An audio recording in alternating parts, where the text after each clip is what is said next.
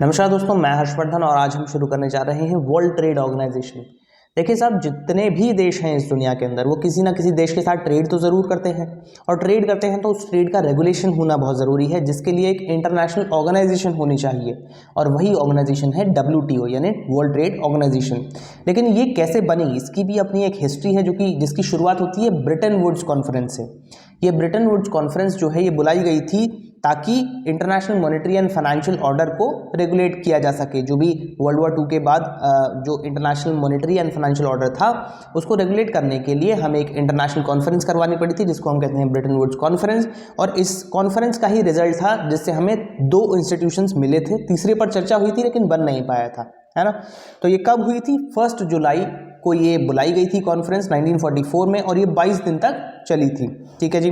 तो कौन से ऐसे इंस्टीट्यूशंस थे जो इस कॉन्फ्रेंस से निकले थे? सबसे पहला था इंटरनेशनल मॉनेटरी फंड, IMF जिसे हम कहते हैं। इसका काम था स्टेबिलिटी को बनाए रखना। 2 चीज़ों में स्टेबिलिटी की जरूरत थी। पहला, एक्सचेंज रेट, जो फॉरेन एक्सचेंज रेट होते हैं। मान लो आज डॉलर की कीमत 75 रुपये है ना। कल को ऐसा नहीं होना चाहिए कि एक दिन बाद ही 100 रुपये हो गई या 150 रुपये हो गई, है ना। इतना ज़्यादा फ्लक्चुएशन अगर होगा तो ट्रेड कैसे हो पाएगी? हम सोच के चल रहे हैं कि जी हम 50,000 रुपये का सामान मंगा रहे हैं, वो अगले ही दिन 1 लाख का हो गया, है ना, पहुंचने से पहले ही, तो ट्रेड नहीं हो पाएगी। तो स्टेबिलिटी फॉरेन एक्सचेंज रेट के अंदर बहुत ज़्यादा ज़रूरी है। तो उस स्टेबिलिटी को मेंटेन करने के लिए प्लस जो भी फाइनेंशियल फ्लोज हो रहे हैं उसको मेंटेन करने के लिए, उसको स्टेबलाइज करने के लिए हमें IMF की ज़रूरत थी। फाइनेंशियल फ्लोज का मतलब ये है कि एक कंट्री से दूसरे कंट्री में जब भी फाइनेंसेस पहुँचते हैं, पैसा पहुँचता है, एक को ज़रूरत है, एक के पास एक्स्ट्रा है, तो पैसा स्टेबिलिटी के साथ दूसरे कंट्री में पहुँचे, इस्तेमाल हो, वहाँ पे जो अंडर डेवलप्ड कंट्री है या डेवलपिंग नेशन है उसका डेवलपमेंट हो, और जो डेवलप्ड कंट्री है उसको एक अपॉर्चुनिटी मिल जाए अपने पैसे से पैसा बनाने की, क्योंकि उसको इंटरेस्ट मिलेगा जब भी फाइनेंसेस देंगे। तो ये सारी चीज़ों, पैसे को मैनेज करने के लिए, फाइनेंशियल फ्लोज को मैनेज करने के लिए और फॉरेन एक्सचेंज रेट को स्टेबलाइज करने के लिए हमें IMF की ज़रूरत थी। हमने इंटरनेशनल मॉनेटरी फंड को डेवलप किया। दूसरा था international bank for reconstruction and development. देखो साहब, वर्ल्ड वॉर 2 के बाद बहुत ज़्यादा तबाही हो चुकी थी, इकोनॉमीज जो थी बड़े बड़े देशों की वो डिस्ट्रॉय हो चुकी थी, तो वापस से हमें रिकंस्ट्रक्शन करने की ज़रूरत थी। तो इंफ्रास्ट्रक्चर के लिए जो भी लोन्स दिए जाते थे बहुत बड़े लेवल पर पूरी दुनिया में, वो देता था IBRD, international bank for reconstruction and development. क्योंकि इंफ्रास्ट्रक्चर जब तक नहीं बनेगा तब तक बाकी की जो प्रोग्रेस है वो भी अटकी रहेगी। साहब, रोड ही नहीं होंगी तो अच्छी गाड़ी बना के क्या करोगे? तो पहले रोड बनानी ज़रूरी है ना। तो इंफ्रास्ट्रक्चर पर ध्यान देने के लिए हमने बनाया IBRD। तीसरा था इंटरनेशनल ट्रेड ऑर्गेनाइजेशन। इसको हमने कागज़ पे तो उतार लिया था, पूरा एक प्लान स्ट्रक्चर बन गया था इसका, लेकिन इसको हमने स्टेब्लिश नहीं किया। उसका रीज़न ये था कि जो उस समय की जो पावरफुल नेशंस थे उन्होंने इसको रेटिफाई नहीं किया। सबसे पहले USA ने रेटिफाई नहीं किया और उसके बाद USA की देखा देखी बहुत सारे और जो कंट्रीज थे जो USA के साथ खड़े रहते थे उन्होंने भी फॉलो नहीं किया, है ना। उसका एक और रीज़न ये भी था क्योंकि USA उस टाइम जो है वो एक काफ़ी ज़्यादा डोमिनेंट पावर था, है ना। 2 ही पावर्स उस समय हुआ करते थे जो कि पूरे वर्ल्ड ऑर्डर को डोमिनेट कर रहे थे, एक USA और दूसरा USSR, है ना, जिसको आज हम रशिया कहते हैं। पहले उसमें 15 कंट्रीज हुआ करते थे, टूट कर 15 कंट्रीज अलग हो गए और आज एक कंट्री है रशिया। ठीक है जी। तो वो उतना ज़्यादा पावरफुल नहीं है। आज की डेट में हमारे पास एक यूनिपोलर वर्ल्ड है, एक ही USA ही एक सुपर पावर है, लेकिन उस समय 2 हुआ करती थी, एक USSR और एक USA। तो USA ने रेटिफाई नहीं किया, बहुत सारे और कंट्रीज थे जो उसके साथ एलाइज थे उन्होंने भी रेटिफाई नहीं किया, तो ये इस्टेब्लिश नहीं हो पाई। तो ITO क्यों बनाई गई थी उसको भी एक बार देख लेते हैं कि it was suppose to establish rules and regulations for international trade. जो भी इंटरनेशनल ट्रेड हो रही है उसके लिए रूल्स एंड रेगुलेशंस को बनाने के लिए, उनको फॉलो करवाने के लिए ITO बनाई जा रही थी। ठीक है जी, लेकिन नहीं बन पाई। तो ITO नहीं बनी तो कुछ और बनता। तो हमारे पास ITO की जगह पर आया GATT, general agreement on tariffs and trade. तो ये साइन किया गया था 30 अक्टूबर 1947 को, लेकिन इसको इंप्लीमेंट किया गया 1 जनवरी 1948 को, जो एग्रीमेंट साइन हुआ था general agreement on tariffs and trade. ठीक है जी। तो ये GATT जो एक ऑर्गेनाइजेशन है ये बनाई गई थी और इसने बहुत अच्छा काम किया 1994 तक, क्योंकि 1994 में इसको बदल करके हमने WTO को एस्टेब्लिश कर दिया था, इसको हमने खत्म कर दिया था। तो 15 अप्रैल 1994 वो दिन था जब हमने WTO को एस्टेब्लिश करने के लिए एक एग्रीमेंट साइन किया था जिसको हम कहते हैं मरक्केश एग्रीमेंट। तो मरक्केश एग्रीमेंट ही इसको क्यों कहते हैं? क्योंकि ये मोरक्को में साइन हुआ था जो कि एक अफ्रीकन कंट्री है, तो जगह के नाम पर हमने एग्रीमेंट का नाम जो है वो दे दिया। और अक्सर ऐसा होता है जब भी इंटरनेशनल एग्रीमेंट साइन किए जाते हैं तो जगह का नाम उसे दे दिया जाता है। उसका रीज़न ये है कि जगह को हर एक कंट्री समझता है, जानता है, तो उसकी जो हिस्ट्री है जो भी एग्रीमेंट की, तो वो कहाँ पर हुआ, क्यों हुआ, किसके बीच में हुआ, एकदम से हमें जगह का नाम अगर पता होता है तो वो सारी चीज़ें भी याद आ जाती हैं। तो ये बहुत ही आसान है उसको याद रखना, समझना, इसलिए हम जगह का नाम एग्रीमेंट को दे देते हैं। जैसे आपने देखा होगा शिमला एकॉर्ड, है ना, या फिर कोई भी जो एग्रीमेंट होता है जनरली जगह के नाम पर होता है। जैसे इंडस वाटर ट्रीटी, तो इंडस रिवर की ही वो ट्रीटी है तो इंडस वाटर ट्रीटी हो गया। तो इस तरीके से तो मरक्केश एग्रीमेंट साहब साइन हो गया था और गैट जो है वो रिजॉल्व हो गया था 1994 में। अब ये गैट जो है वो फेल क्यों हुआ, उसके क्या रीजंस थे, उनको समझना भी बहुत जरूरी है। सबसे पहला, एग्रीकल्चर इसका पार्ट नहीं था। देखो आज भी जो भी अंडर डेवलप्ड कंट्रीज हैं या डेवलपिंग नेशंस हैं, उसमें एग्रीकल्चर जो है उनकी इकोनॉमी का एक बहुत बड़ा हिस्सा है, जिसको ओवरलुक कर दिया गया था, जिसको गैट के अंदर कोई भी उसके ऊपर ना रूल रेगुलेशंस बनाया, ना ही ट्रेड में उसको बहुत ज़्यादा अहमियत मिली, इसलिए भी ये फेल हुआ।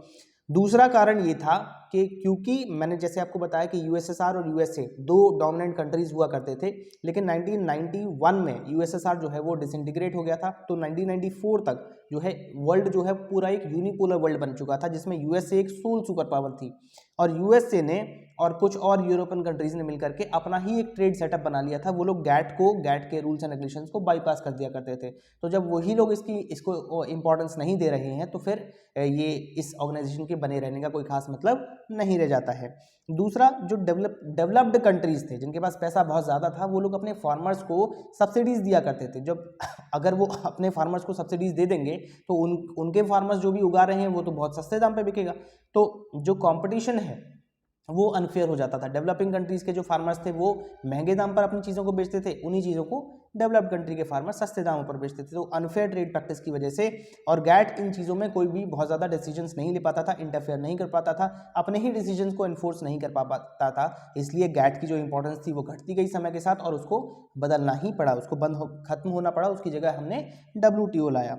और इसके अलावा 1948 में जो रूल्स बनाए गए थे वो 1990s तक रिडंडेंट हो गए थे, है ना, इसलिए भी गैट का जो है उसमें एक बहुत बड़ा चेंज लाने की जरूरत थी। या तो हम गैट के अंदर बहुत ज़्यादा रिवोल्यूशनरी चेंजेस लेके आते या फिर गैट को डिसॉल्व करके एक नई बॉडी बनाते। तो हमने दूसरा ऑप्शन चूज किया और नई बॉडी बनाई जिसको हम कहते हैं वर्ल्ड ट्रेड ऑर्गेनाइजेशन। तो WTO जो है साहब, मैंने पहले ही आपको बताया कि इस्टेब्लिश हुआ था 1 जनवरी 1995 को। मरक्केश एग्रीमेंट पिछले साल हो गया था 15 अप्रैल 1994 को, इस्टेब्लिशमेंट हुआ 1 जनवरी 1995 को।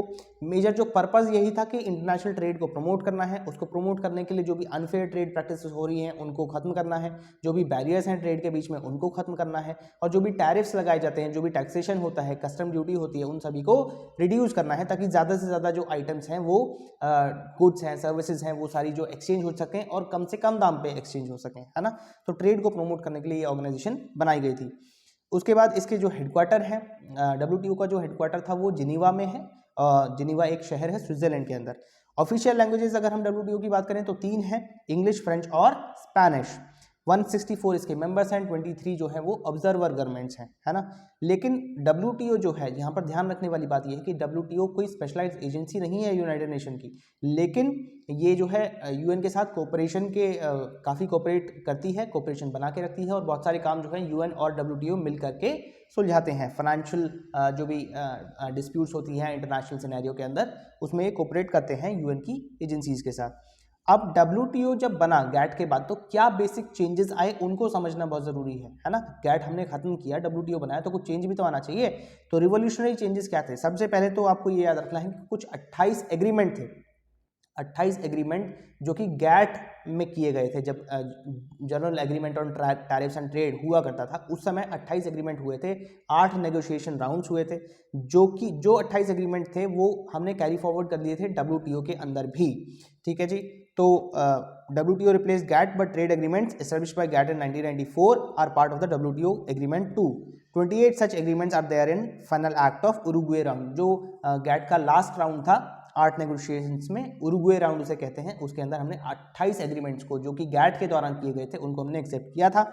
दूसरा पॉइंट ये है कि साहब गैट जो है वो सिर्फ गुड्स को, जो मर्चेंडाइज गुड्स होते थे उनको रेगुलेट करता था, उनकी ट्रेड को रेगुलेट करता था, लेकिन जब हमने WTO बनाया तो वो सर्विसेज को भी रेगुलेट करने लगा, वो इंटेलेक्चुअल प्रॉपर्टी को भी रेगुलेट करने लगा, जो भी पेटेंट्स हैं, ट्रेडमार्क्स हैं, इनोवेशंस हैं, क्रिएशंस हैं, डिजाइंस हैं, उन सबको भी रेगुलेट करना उसने WTO ने शुरू कर दिया। तो इसका जो एम्बेट था वो GATT से थोड़ा बड़ा था, सर्विसेज भी थी, इंटेलेक्चुअल प्रॉपर्टी भी थी, और जो 28 एग्रीमेंट हमने पहले किए थे वो तो थे ही।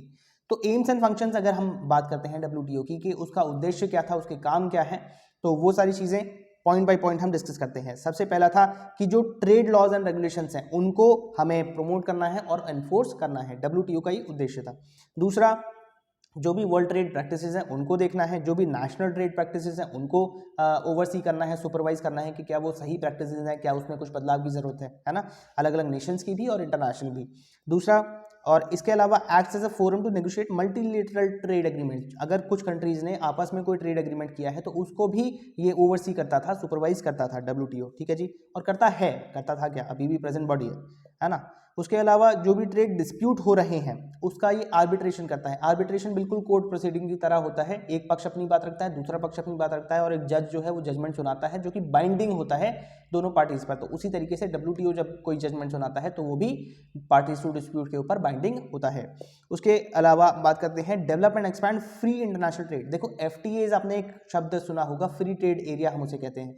जब कुछ कंट्रीज आपस में कुछ ऐसे समझौते करते हैं कि किसी भी कंट्री के आइटम्स में जब भी ट्रेड होगी या सर्विसेज में ट्रेड होगी तो उस पर हम कस्टम ड्यूटी नहीं लगाएंगे या ना के बराबर लगाएंगे, तो उसे हम कहते हैं फ्री ट्रेड एरिया या फ्री ट्रेड एग्रीमेंट, है ना। तो उन चीजों को प्रमोट करने के लिए develop and expand free international trade by reduction in tariffs and barriers, ये भी एक उद्देश्य है WTO का, ठीक है जी। इसके अलावा असिस्ट करना है डेवलपिंग कंट्रीज को in their trade policy issues, क्योंकि डेवलपिंग कंट्रीज हैं उनको बहुत ज़्यादा एक्सपीरियंस नहीं है कि किस तरीके से उनको अपनी ट्रेड पॉलिसी को डेवलप करना चाहिए, डिज़ाइन करना चाहिए, ताकि उनका एक्सप्लॉयटेशन ना हो फ्यूचर में जाकर के, तो वो WTO की मदद ले सकते हैं और WTO उनको जो है असिस्टेंस प्रोवाइड करता है। उसके अलावा जो IMF और IBRD जो दो इंस्टीट्यूशंस बनाए गए थे उनके साथ भी ये जो है कोऑपरेट करता है WTO, और जो भी ट्रेड बॉडीज हैं इसके अलावा भी उन सभी के साथ कोऑपरेशन करके ही, तालमेल बना करके जो फाइनेंशियल ट्रांजैक्शंस हैं, ट्रेड हैं, जो भी इंटरनेशनल सिनेरियो के अंदर उन सभी को रेगुलेट किया जाता है, ठीक है जी। अब बात करते हैं structure of WTO। World trade organization का स्ट्रक्चर क्या है साहब, इसके अंदर बहुत सारी एजेंसीज हैं, स्पेशलाइज्ड एजेंसीज हैं जो अपने अपना काम करती हैं, और WTO जो है एक मेजर नाम दे दिया गया है उन सभी ऑर्गेनाइजेशन के ग्रुप को, ठीक है जी। तो WTO एक ऑर्गेनाइजेशन नहीं है, ग्रुप ऑफ ऑर्गेनाइजेशंस हैं, उसके अंदर बहुत सारी सब ऑर्गेनाइजेशंस हैं, ठीक है जी। तो 3 मेजर ऑर्गन्स हैं, वैसे तो बहुत सारी एजेंसीज हैं लेकिन हम 3 मेजर ऑर्गन्स की बात करेंगे जो कि WTO के अंदर आते हैं। सबसे पहले है मिनिस्ट्रियल कॉन्फ्रेंस। मिनिस्ट्रियल कॉन्फ्रेंस जो है वो हाईएस्ट अथॉरिटी है WTO के अंदर, उससे नीचे आती है जनरल काउंसिल, और इसके अलावा एक है सेक्रेटेरिएट, ठीक है जी। तीनों के फंक्शंस की बात करते हैं। मिनिस्ट्रियल कॉन्फ्रेंस की अगर हम बात करें तो हाईएस्ट अथॉरिटी है और consist of all WTO members, जो भी WTO के मेंबर्स हैं वो मिनिस्ट्रियल कॉन्फ्रेंस के भी मेंबर्स हैं, और हर मेंबर का एक वोट है। और जो भी यूरोपियन कम्युनिटी जो कि WTO का मिनिस्ट्रियल कॉन्फ्रेंस का पार्ट है, उसमें जितने भी मेंबर कंट्रीज हैं उतने ही उसके वोट्स होते हैं। जैसे यूरोपियन यूनियन है तो यूरोपियन यूनियन के अंदर मान लो 8-10 कंट्रीज हैं या उससे ज़्यादा हैं या कम में, जो भी है, तो जितने भी कंट्रीज हैं उतने वोट्स यूरोपियन यूनियन को मिल जाएंगे, क्योंकि हर कंट्री को हम एक वोट दे रहे हैं। ये कब मिलती है बॉडी, ये कम से कम 2 साल में एक बार तो मिलती ही है, इससे ज़्यादा मिल सकती है लेकिन मिनिमम इतना तय है कि 2 साल में एक बार जरूर मिलेगी। और जो वोटिंग है वो सिंपल मेजोरिटी से भी की जाती है और स्पेशल मेजोरिटी से भी, डिपेंड करता है कि जो जिस चीज़ पर, जिस इशू पर वोटिंग हो रही है वो कितना इंपॉर्टेंट है। अगला है जनरल काउंसिल, जो कि इससे थोड़ी छोटी बॉडी है, इसको आप मिनी मिनिस्ट्रियल कॉन्फ्रेंस भी कह सकते हो, है ना।